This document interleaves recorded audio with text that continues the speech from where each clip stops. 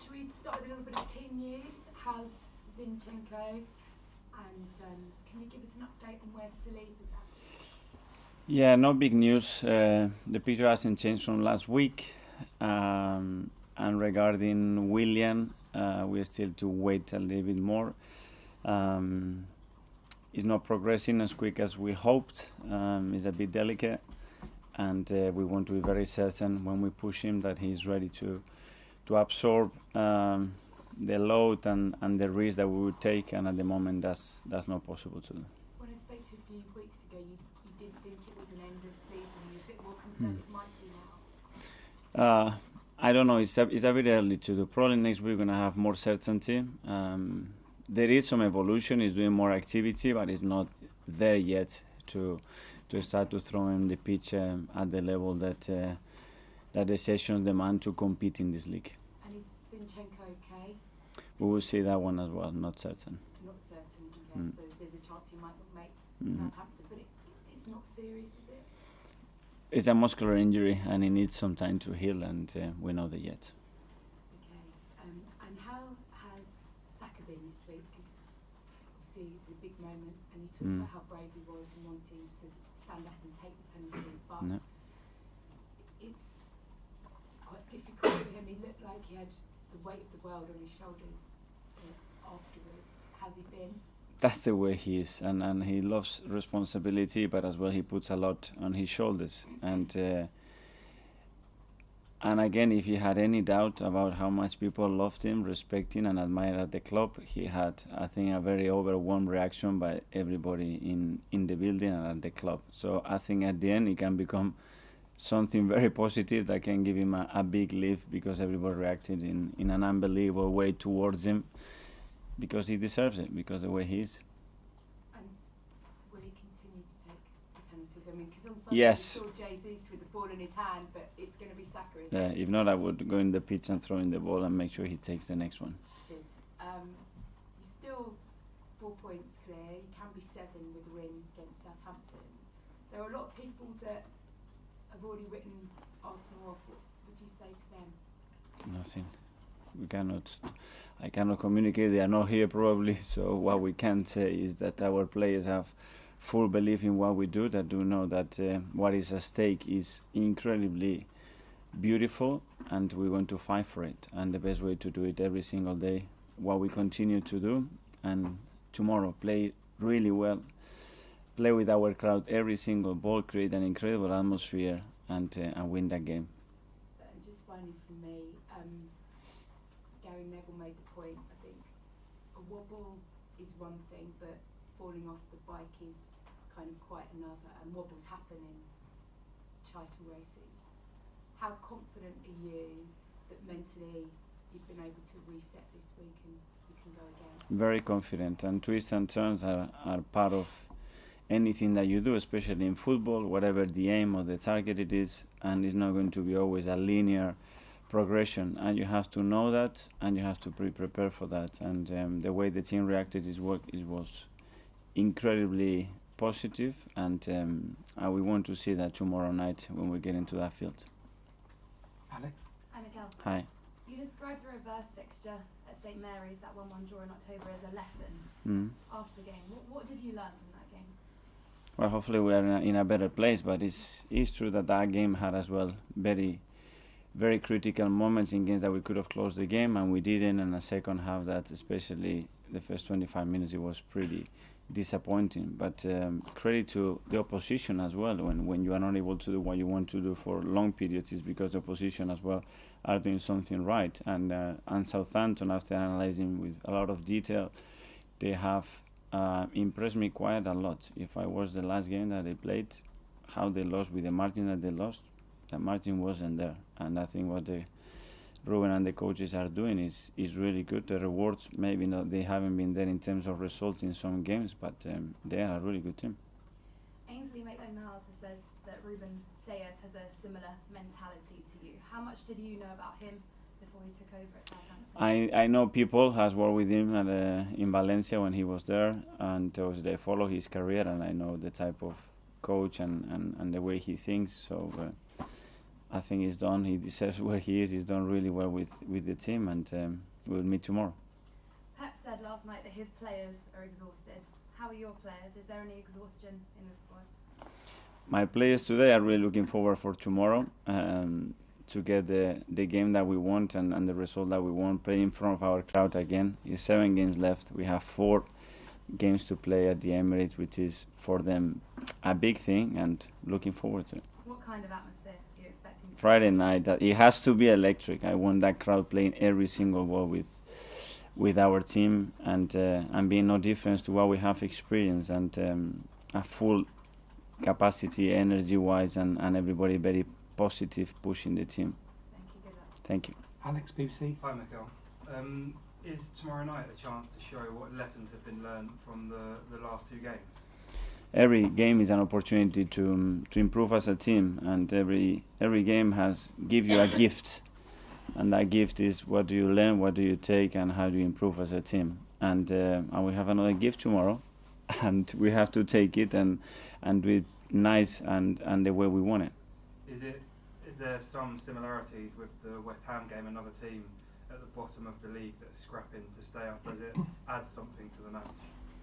It has, because the necessity of those teams it's one thing, but the quality of those teams is something that as well you have to understand. There is no team in this league that is easy to beat. They all have their strengths, and when you give them hope and belief and they play in their strengths, anything can beat you in the league, and you have to be very conscious of that. How would you take away their hope and belief? How you take? How would you take away their hope and belief if you said they're going to come into the game? How are you going to be able to take that away? With more determination, more passion. What we're playing for, it's something incredible, and the club hasn't fight for this position for a long time, and that is in our hands, and we want to do it. Ian, talk sport. Hi, Mikel, are you well? Very well. You said last week after the draw, West Ham team were too nice. Now, I mean, you can coach things into players throughout the season, how to play football, but how do you coach maybe being a bit more nasty and a bit more? Well, they've always maybe got too comfortable at some stage in the game, which is different. They know. I don't have to coach them because they said it straight away, and they know it's in the system, it's in their gut. And tomorrow we have to show it. Something is to say it. Now it's time to show it. And when it comes to the similar position, react in a different way and be much more ruthless. I know you're not looking beyond tomorrow, but nearly everybody else is saying next Wednesday is the title decider. So how difficult is it for you to make sure your players are 100% focused on the job in hand without looking too far ahead? That's it. That's the conversation we had the other day, and nobody's talking about what's going to happen next Wednesday. We have to become really boring to everybody and be very repetitive and just focus on what we have to do this morning. That's it. You mean each game as it comes? Sorry? Take each game. Each ball. Now it's each ball, not each day, each ball. So we can change a little bit. Last season, you were well placed to finish top 4, and the end of the season kind of fell away. How much did you learn from that to take into these last 7 games? Different scenario. I think that the season, the way the season unbuilt was very different as well. It's very difficult to compare, but every game brings you challenges and opportunities, and at the end is how you cope on the day. What you prepare, what you do, it's fine, but at the end you have to be able to do it in the moment. And finally, is this season right here, right now, been a success come what may? If you finish first or you finish second, would you say for you and for Arsenal, this has been a success? We are Arsenal Football Club. The success is judged in the last game of the season. Nick? Hi, Mikel. With the injuries to Zinchenko and SALIBA, obviously Rob Holding, Kieran Tierney playing more important roles. Can you just talk about those 2 players a bit, please, and their contribution now and for the rest of the season? The contribution is huge. First of all, the way they are on the team, how patient they've been when they had to play, what they have produced in terms of performances, and now, yeah, they are playing more games, they are playing more minutes, they will continue to do so, and this is why you need top quality players with the right mentality to be ready when you need them in a way on the pitch, and when you are not using them that much on the pitch to contribute to the team in the right way. And those are 2 great examples of that. And what's their attitude like? Because Tierney, for example, is a born winner from all his time at Celtic. He must be quite useful to have around when you're trying to close out the title. Yes, they are both great characters. They are really lively around the place. They always bring that special energy to the team, and really happy to have them. Mark, Mikel, just back on Bukayo. With what happened, I know we've talked about it before. With what happened at the Euros and the missed penalty and everything that happened after that, did that almost make him untouchable almost? When you then see him missing penalties at the weekend, that you can almost brush it off and he's not going to let you down and things like that. I don't know, experiences help obviously, and when he went through, in a way it was tough, and in a different way for somebody that is looking in a different chair, it was something beautiful and a great experience for him, you know, and I think that helped him, that helped not only him but the people around him as well, to understand what the reaction has to be, the support and the protection that he needs, and he go again. Two draws in a row now. Is it the first time you've become maybe a little concerned at the difference in experience at this stage of the season between your players and City's players in terms of knowing the pressures of a title running? And I wouldn't like to compare the teams. We have to focus in what we have, the reasons why we have dropped those points. I think they were two different games, in my opinion, and the games would have changed like that. You score the penalties is a different game, so the margins are so small in this league, and they have to go your way to get the results that you want, or sometimes the result that you deserve. And just finally, Ainsley Maitland-Niles actually played when he was in your starting lineup when you won the FA Cup. Since then, I think he's had 3 loans that have been varying success. In your mind, when he comes back in the summer, will he be back in your group, or will he be moved on again? Well, he was a really important part, and it's a player with incredible versatility that has played in many different positions, that at the end, for different reasons, some professional, some personal reason, he had to move around in the end. At the end of the season, we'll sit down and decide what the best thing for everybody to do to move forward. Charles? Okay, well, there's been a lot of sort of headlines and debate since the weekend, phrases like bottling it and cracking under the pressure. Do you think, given the achievements of what you've done so far this season, do you find that a little bit sort of disrespectful for the team? These are opinions at the end, and we have to respect that, you know, and when you set the standards and expectations really hard, after you have to maintain them, and to win every single game in the Premier League, it's extremely difficult, you know. It's not like you lost 5 games in the last 6 and you are in this situation. It's just you draw 2 matches and you play 2 very difficult fixtures away from home. But when you are there, everybody expects you to win, because the necessity to get the Premier League in this championship, you have to win almost every single game, and that's the demands, and you have to accept that. Just on Gabriel Jesus, I think that people were a bit surprised he came off against West Ham. Is he ready to play a full 90 minutes at this stage, or are you still easing him up to that? We will see, but we've been really careful as well, and obviously there have been some issues within that period when he was doing the final stages of the rehab, and we have to be really attentive. We have players as well that can change the game, that are fully fit, that probably deserve to play as well, and we have to be mindful of that. James? Mikel, Thierry Henry has been speaking this week in his punditry role, and he said that Arsenal as a team have been too emotional in the title race in recent weeks, and you don't win leagues by being emotional. Do you think that's a fair criticism? I don't know, it's just an opinion. I mean, you sort of said you want the team to be more ruthless, to kill games off. Is part of that taking the emotion out of the occasion, if you like? Well, you have to be. When you have a big situation to score a goal, you have to put it in the net, because the margins are so small, and you have to defend much better than we did.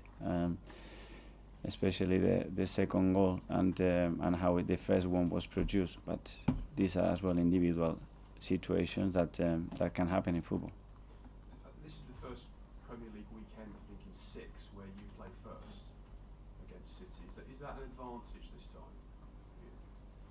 I don't know. In the last 6 weeks, a lot of things had happened, and we play when the fixtures come, and we don't know what the other ones are playing, and we just have to focus on doing what we have to do and win our games.